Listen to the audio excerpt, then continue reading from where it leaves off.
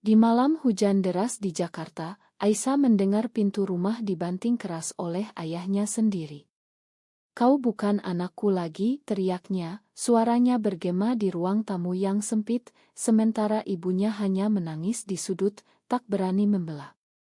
Aisyah, berusia 20 tahun saat itu, berdiri gemetar dengan surat pengakuan cintanya kepada seorang teman perempuan yang ditemukan di kamarnya, dan dalam sekejap, dia diusir ke jalanan gelap, tanpa uang, tanpa tempat tinggal, hanya dengan tas kecil berisi pakaian.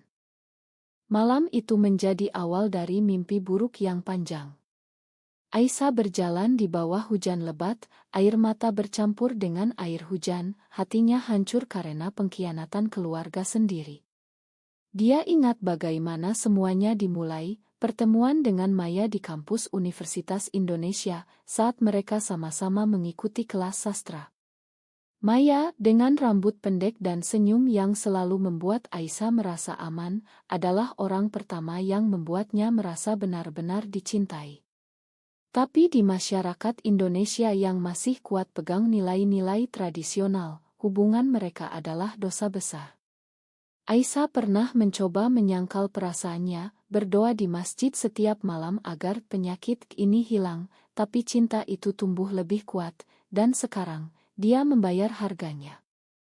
Aisyah tidur di halte bus malam itu, tubuhnya menggigil kedinginan. Besok paginya, dia menelepon Maya, yang langsung datang menjemputnya dengan motor tua miliknya. "Kita akan lewati ini bersama," kata Maya, memeluknya erat di depan halte yang ramai.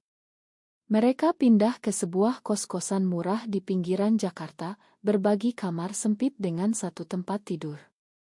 Maya bekerja sebagai barista di kai kecil, sementara Aisyah mencari pekerjaan apa saja, dari pelayan restoran hingga tutor les priat. Hidup mereka penuh perjuangan, tapi cinta mereka menjadi pondasi. Namun, bayang-bayang keluarga Aisyah tak pernah hilang. Ayahnya, seorang pengusaha kecil yang taat agama, mengirim pesan ancaman melalui saudara Aisyah, memperingatkan agar jangan pernah kembali. Ibu Aisyah diam saja, tapi Aisyah tahu, di balik diam itu ada rasa bersalah yang mendalam. Setiap malam, Aisyah bergumul dengan konflik batin. Apakah dia salah mencintai Maya? Apakah dia harus mengorbankan cintanya demi keluarga? Di Indonesia, di mana pernikahan sesama jenis dilarang dan masyarakat sering memandang sebagai penyimpangan, Aisyah merasa seperti musuh bagi dunianya sendiri. Teman-teman di kampus mulai menjauh setelah rumor menyebar, dan Aisyah kehilangan beasiswa karena masalah moral. Mayalah yang selalu menguatkan, "Kita bukan monster, Aisyah. Kita hanya manusia yang mencinta." Tapi tekanan itu mulai retakkan hubungan mereka. Suatu hari, Maya bertengkar hebat dengan Aisyah karena Aisyah diam-diam menelepon ibunya, berharap rekonsiliasi. "Kau masih ingin mereka kembali? Setelah apa yang mereka lakukan," bentak Maya. Aisyah menangis, merasa terjebak antara cinta dan darah daging. Perlahan, Aisyah mulai bangkit. Dia mendapat pekerjaan di sebuah perusahaan startup teknologi di Jakarta, di mana lingkungannya lebih terbuka. Di sana, dia bertemu dengan rekan kerja yang mendukung, termasuk seorang mentor bernama Burina, yang ternyata juga lesbian tapi menyembunyikannya dari keluarga.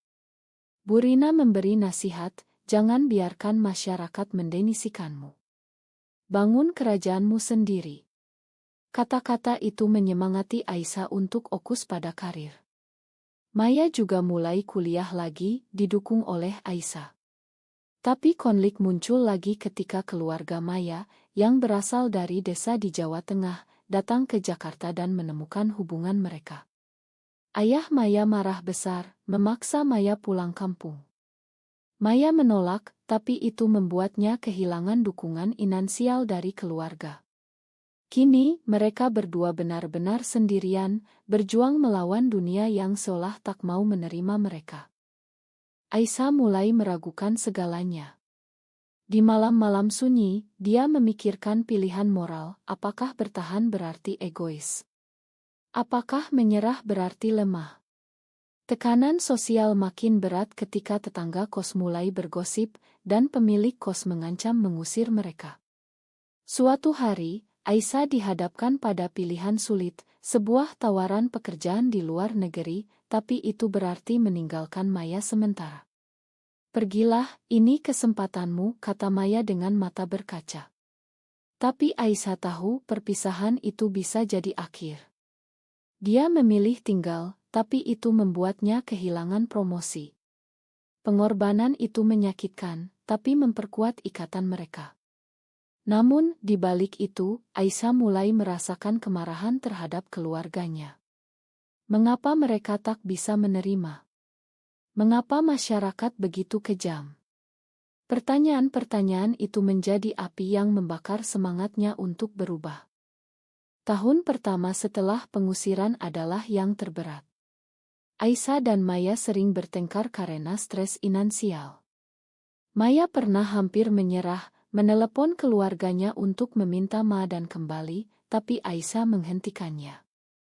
Kita sudah kehilangan terlalu banyak untuk mundur sekarang. Mereka bergabung dengan komunitas underground di Jakarta, di mana mereka bertemu orang-orang sejenis yang berbagi cerita. Di sana, Aisyah belajar tentang hak-hak mereka, meski di Indonesia, perlindungan masih minim. Suatu malam, di sebuah pertemuan rahasia, Aisyah berpidato untuk pertama kalinya, menceritakan kisahnya. Itu menjadi titik balik, membuatnya merasa tak lagi sendirian. Tapi bahaya mengintai, polisi sering menggerebek acara seperti itu, dan Aisyah hampir ditangkap sekali. Ketakutan itu membuatnya lebih hati-hati, tapi juga lebih tegas. Maya, di sisi lain, mulai menulis blog anonim tentang pengalaman lesbian di Indonesia. Tulisannya viral di media sosial, tapi itu membawa risiko. Ancaman datang dari netizen, termasuk dari saudara Aisyah yang menemukan blog itu. Hentikan atau aku laporkan ke polisi, ancam saudaranya melalui pesan. Maya tak gentar, tapi Aisyah khawatir. Konflik ini memuncak ketika Maya dipecat dari pekerjaannya karena rumor. Mereka hampir putus asa, tapi Aisyah mendapat kenaikan gaji kecil, cukup untuk bertahan. Di akhir tahun pertama, mereka merayakan ulang tahun hubungan mereka di Pantai Anyer, saling berjanji untuk bertahan. Tapi di hati Aisyah, ada luka yang tak sembuh, kehilangan keluarga. Dia tak tahu bahwa di balik itu, ibunya diam-diam mengikuti perkembangannya dari jauh. 2 tahun berlalu sejak pengusiran itu, dan Aisyah kini berusia 22 tahun, bekerja sebagai analis data di startup yang berkembang pesat. Hidupnya mulai stabil, tapi luka batin masih menganga. Maya, yang kini menjadi penulis lepas, sering bepergian ke daerah untuk liputan, meninggalkan Aisyah sendirian di apartemen kecil mereka. Kesepian itu membuat Aisyah sering memikirkan keluarganya. Suatu hari, dia menerima telepon dari paman jauhnya, yang mengabarkan bahwa kakeknya, seorang pengusaha sukses di Surabaya, sakit parah. Kakek itu, yang jarang bertemu Aisyah sejak kecil, ternyata selalu mengawasinya dari jauh. Dia ingin bertemu kamu sebelum terlambat, kata paman. Aisyah ragu, tapi Maya mendorongnya pergi. Ini kesempatan untuk penutupan. Di Surabaya, Aisyah bertemu kakeknya di rumah mewah yang seperti istana. Kakek, berusia 80 tahun, terbaring lemah di tempat tidur, tapi matanya masih tajam. Aku tahu apa yang terjadi dengan orang tuamu, katanya pelan. Mereka salah. Aku tak pernah setuju dengan mereka. Aisyah terkejut, kakeknya ternyata progresi, pernah tinggal di luar negeri dan memahami keragaman. Dia menceritakan bagaimana dia membangun kerajaan bisnisnya dari nol, dari pabrik tekstil hingga properti. Aku ingin kamu mewarisi semuanya, Aisyah. Tapi dengan syarat, buktikan bahwa kamu kuat. Aisyah pulang dengan pikiran kacau. Warisan itu bisa mengubah hidupnya, tapi itu berarti menghadapi keluarganya lagi. Kembali ke Jakarta, Aisyah menceritakan semuanya pada Maya. Maya senang tapi juga khawatir. Ini bisa jadi jebakan. Keluargamu pasti marah. Benar saja berita itu bocor, dan ayah Aisyah datang ke apartemen mereka, marah besar. Kau tak pantas dapat warisan itu. Kau sudah kutolak sebagai anak, teriaknya di depan pintu. Aisyah untuk pertama kalinya melawan. Kau yang tinggalkan aku, bukan sebaliknya. Pertengkaran itu berakhir dengan ayahnya pergi, tapi meninggalkan ancaman, dia akan gugat warisan itu di pengadilan. Tekanan hukum mulai datang karena di Indonesia, warisan sering melibatkan aturan agama dan adat. Aisyah harus memilih bertarung atau mundur. Konflik batin Aisyah semakin dalam. Dia merasa bersalah karena warisan itu seolah membalas dendam pada keluarganya.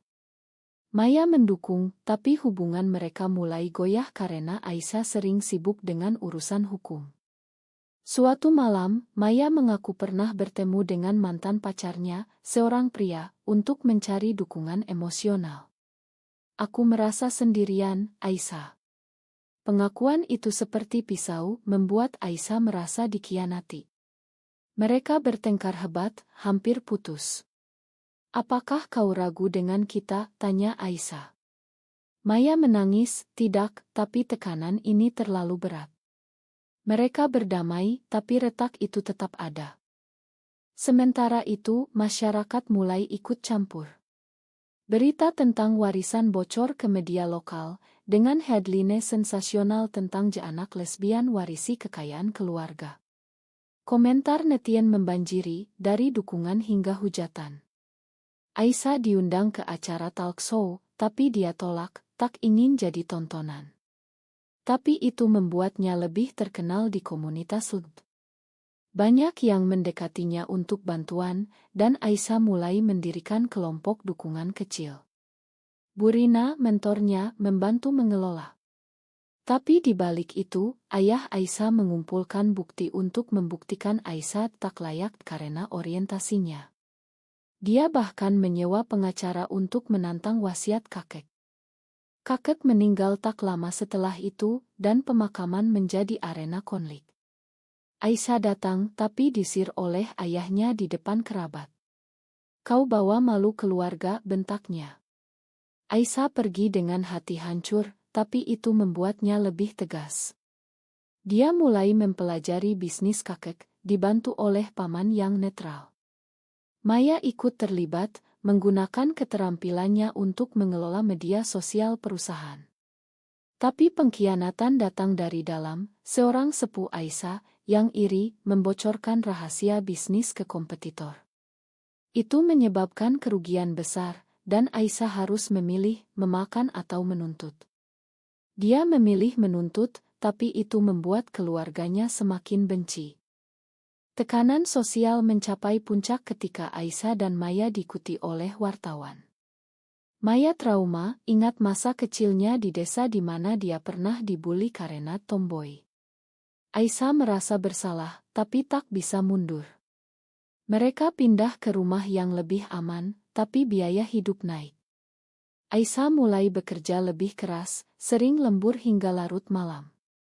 Maya merasa diabaikan, dan suatu hari, dia bertemu lagi dengan mantan pacarnya. Kali ini, Aisyah mengetahuinya melalui pesan yang tak sengaja dibaca. Mengapa kau lakukan ini? Tanya Aisyah dengan suara gemetar. Maya mengaku, aku takut kehilanganmu, tapi aku juga takut sendirian. Pengkhianatan itu membuat Aisyah mempertanyakan segalanya. Apakah cinta mereka cukup kuat? Di akhir tahun kedua, Aisyah memenangkan gugatan awal atas warisan. Itu kemenangan kecil, tapi mahal. Dia kehilangan hubungan dengan saudara-saudaranya. Maya meminta maaf, dan mereka mencoba memperbaiki. Tapi Aisyah tahu perjuangan baru saja dimulai. Dia mulai mengintegrasikan nilai-nilai inklusi ke bisnis kakek, seperti program dukungan untuk karyawan LGBT.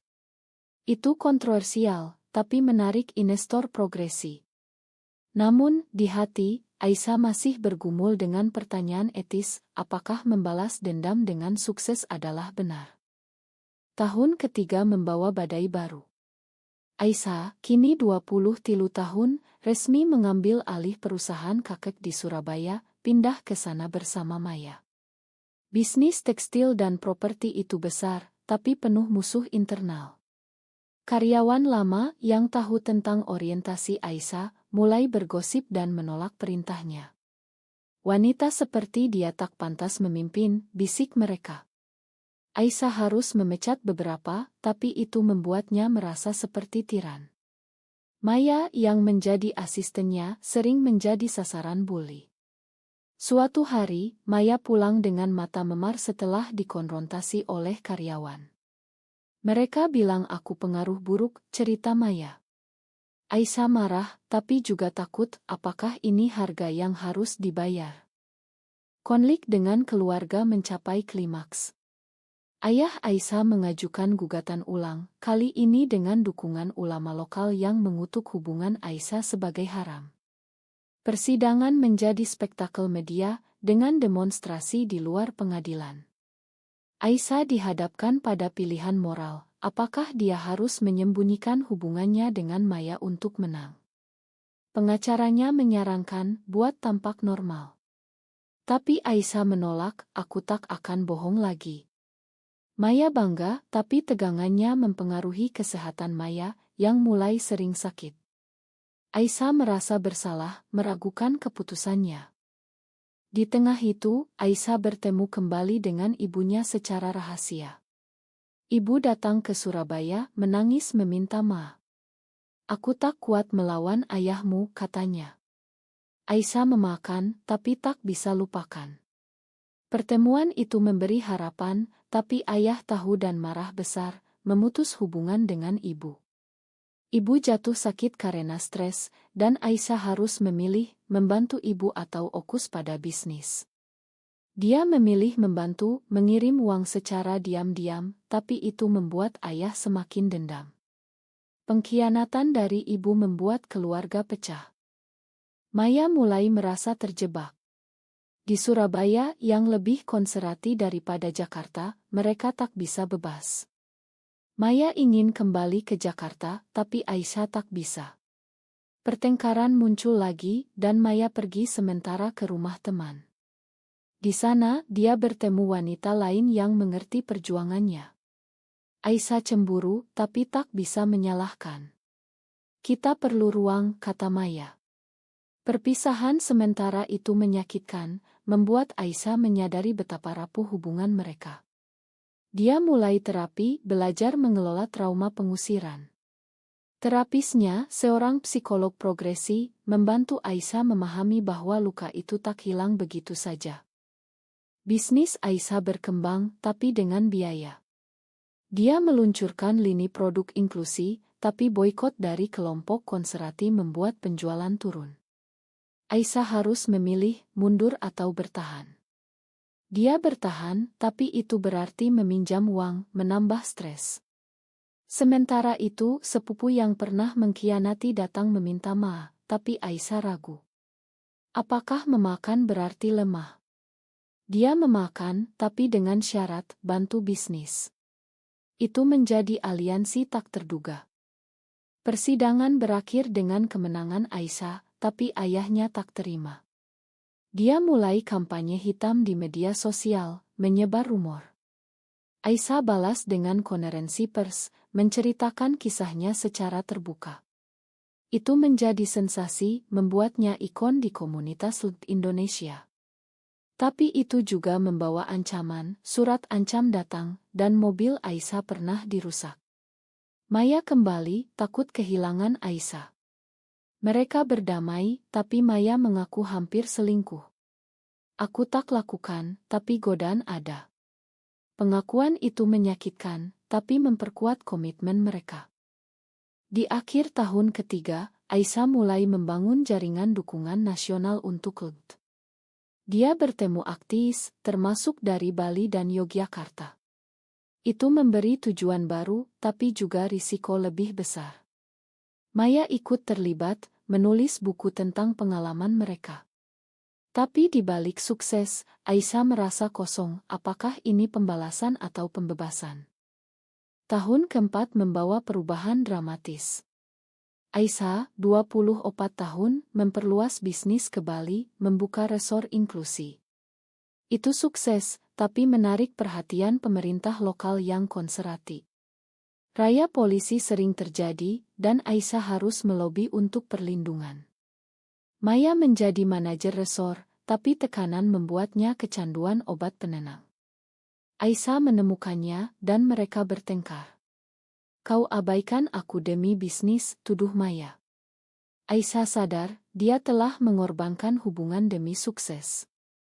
Mereka pergi berlibur ke Lombok untuk memperbaiki, tapi di sana, Maya bertemu mantan lagi secara kebetulan. Ketegangan muncul, dan Aisyah mempertanyakan loyalitas Maya. Kembali ke Surabaya, ayah Aisyah jatuh sakit. Ibu memohon Aisyah datang.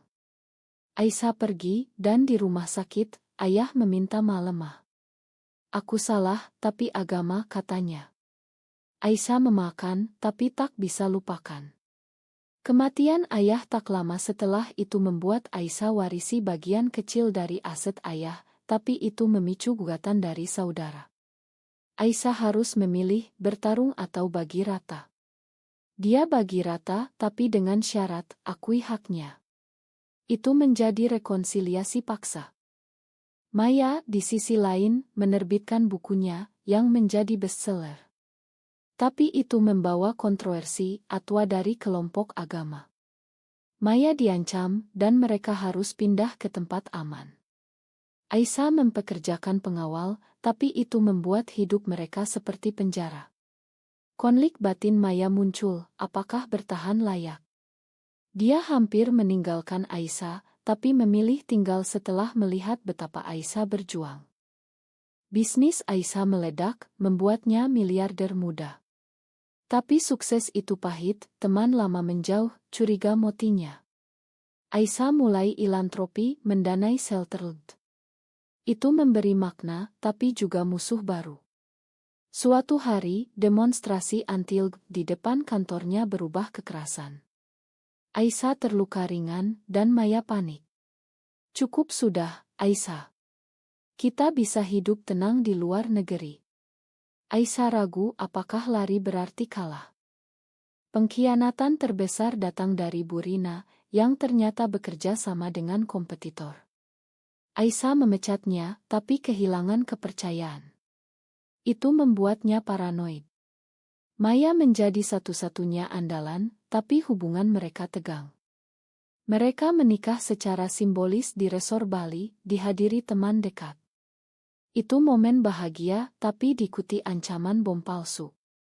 Di akhir tahun keempat, Aisyah memenangkan penghargaan bisnis, tapi di pidato, dia bicara tentang perjuangan LGBT. Itu viral, membuatnya target nasional. Tapi juga menginspirasi banyak orang. Aisyah mulai merasa pengorbanan itu layak. Tahun kelima, Aisyah berusia 25 tahun, kerajaannya tak tergoyahkan. Dia kembali ke Jakarta, membeli rumah mewah, dan hidup dengan Maya dalam kedamaian relatif. Keluarga yang tersisa mulai mendekat, termasuk ibu yang tinggal bersamanya. Rekonsiliasi lambat, tapi nyata. Maya hamil melalui donor, secara iksi, karena cerita, tapi sebenarnya mereka adopsi anak, membawa kebahagiaan baru. Tapi masa lalu menghantui, ancaman masih datang, dan Aisyah harus terus berjuang untuk hak LGBT di Indonesia. Bisnis berkembang ke internasional, membuat Aisyah bepergian sering. Maya merasa ditinggal, dan konflik muncul lagi. Suatu hari, Maya mengaku ragu dengan masa depan mereka. "Apakah kita bahagia, atau hanya bertahan?" tanya Maya. Aisyah terkejut, tapi itu membuat mereka introspeksi. Mereka pergi ke terapi pasangan, belajar komunikasi. Itu memperkuat, tapi Aisyah sadar, tidak ada akhir bahagia sempurna. Puncak datang ketika undang-undang anti-LGBT disahkan di parlemen. Aisyah memimpin petisi menjadi wajah perlawanan. Itu berbahaya, tapi dia tak mundur. Maya mendukung meski takut. Di akhir, undang-undang gagal, kemenangan besar. Aisyah merasa terlahir kembali. Tapi di balik itu, dia mempertanyakan, apakah sukses ini karena pengorbanan atau keberuntungan. Maya dan Aisyah akhirnya menemukan keseimbangan, hidup dengan cinta yang lebih matang. Apakah benar bahwa pengkhianatan keluarga selalu bisa dimakan demi cinta sejati?